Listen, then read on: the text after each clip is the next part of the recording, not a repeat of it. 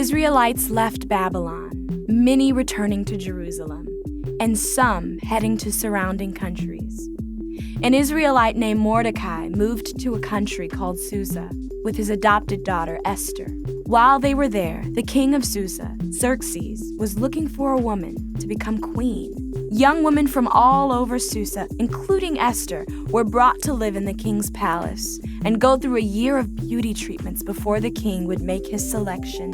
When Esther finally got to meet King Xerxes, he was attracted to her more than any of the other women. So Xerxes placed a crown on Esther's head and made her queen.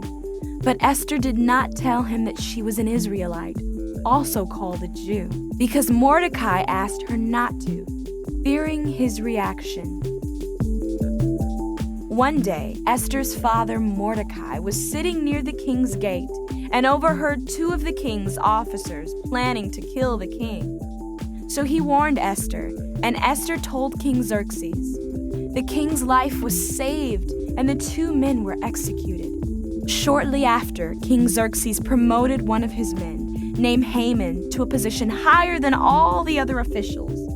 He commanded everyone to bow down as Haman entered each day through the king's gate, but Mordecai refused. When Haman saw this, he was furious and even more angry when he found out from some of his officials that Mordecai was an Israelite. So he looked for a way to kill not only Mordecai, but all of the Israelites living in Susa. He convinced King Xerxes to declare a law stating that all Israelites living in the region would be killed on a specific day because they would not follow the king's laws.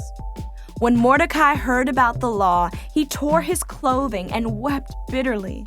He convinced Esther to go before the king, reveal that she was an Israelite, and ask the king to spare her people. There was one problem.